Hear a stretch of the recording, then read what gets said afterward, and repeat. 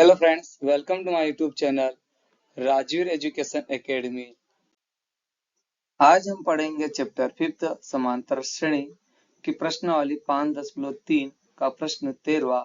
तो हमारे पास प्रश्न है 8 के प्रथम 15 गुणजों का योग ज्ञात कीजिए। हमें प्रश्न में 8 के प्रथम 15 गुणजों का योग ज्ञात करना है। तो आइए इसे हम हल करते हैं। तो सबसे पहले हम एक लाइन लिखेंगे। हमारे पास लाइन है 8 के प्रथम 15 गुणज की समांतर श्रेणी एपी है। मतलब हम सबसे पहले समांतर श्रेणी बनाएंगे जो 8 की गुणज हो, और 8 की गुणज का मतलब होता है कि जो 8 के पहाड़े में आते हो। तो हमारे पास एपी है, तो हम, और एपी का मतलब होता है समांतर श्रेणी। और समांतर श्रेणी क्या होती है?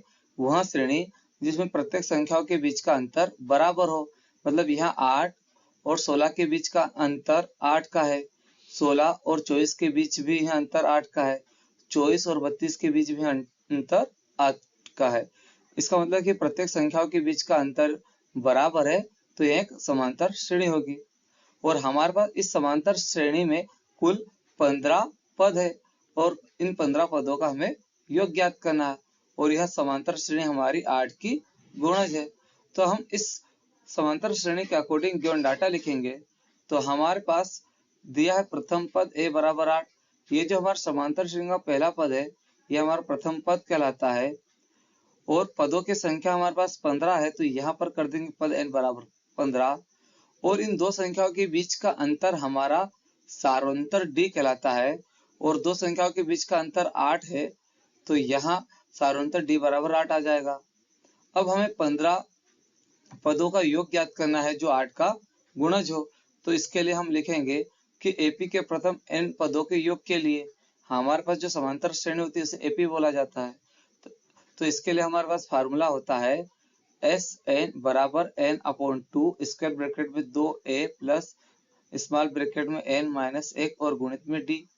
अब हम इस फार्मूले में वैल्यू पुट कर देंगे। यहाँ पर एस एन का मतलब होता है n पदों का योग। यहाँ पर n एक पर्टिकुलर नंबर ऑफ पद को दर्शाता है। मतलब हम n के प्लेस पे 5 पुट कर दे तो यह 5 पदों के योग को दर्शाएगा। हमें प्रश्न में 15 पदों का योग ज्ञात करना है, इसलिए हम n के प्लेस पे 15 पुट कर देंगे, तो यह 15 पदों के योग को दर्शाएगा। तो हम यहाँ n के प्लेस पे 15 पुट कर देंगे, तो s 15 आ जाएगा बराबर। यहाँ पर भी हम n के प्लेस पे 15 पुट कर देंगे, तो n के बटे में 2 है, तो हम यहाँ कर देंगे 15 बटे 2। स्क्वायर ब्रैकेट में हमारे पास 2a है, और a हमारा प्रथम पद होता है, और प्रथम पद का मान 8 है, इसलिए हम यहाँ 2 गुणित 8 कर देंगे। प्लस का प्लस कर दिया। स्मॉल ब्रैकेट में n है, और n का मान हमारा 15 है, और यहाँ n माइनस 1 है, तो हम 15 माइनस 1 कर देंगे। और यहाँ सारोंतर d है, और d का मान 8 है, तो हम यहाँ पर गुणित में 8 कर देंगे। अब यहाँ पर हम 15 बटे 2 का एजिटिस लिखेंगे, मतलब सेम ऐसे कैसे लिख देंगे।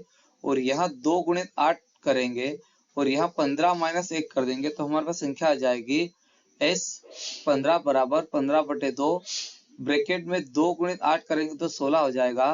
प्लस का प्लस कर दिया, 15 माइनस 1 किया तो 14 आ गया, और गुणित में 8 है तो 8 कर दिया। अब यहाँ पर हम 14 गुणित 8 करेंगे, तो हमारे पास संख्या आ जाएगी s 15 बराबर 15 बटे 2 का 15 बटे 2 एज इट इज लिख देंगे, मतलब सेम यही की संख्या लिख देंगे। ब्रैकेट में 16 है, तो 16 का 16 कर दिया, प्लस का प्लस कर दिया, और यहाँ पर 14 गुणित 8 किया तो हमारे पास 112 आ गया। अब हमारे पास ब्रैकेट में 16 प्लस 112 है, तो हम 16 प्लस 112 कर देंगे, तो हमारे पास s 15 बराबर 15 बटे 2 गुणित 16 प्लस 112 किया तो 128 आ गया। अब यहाँ पर हम 2 से 128 को कैंसिल कर देंगे, तो 2 से 128 कैंसिल हो जाएगा 64 बार, तो हमारे पास संख्या आ गई s 15 बराबर, यहाँ 15 का 15 बचा क्योंकि 2 से 128 को कैंसिल कर दिया, तो 15 का 15 गुणित में 64, क्योंकि 2 से 128 कैंसिल हुआ 64 बार।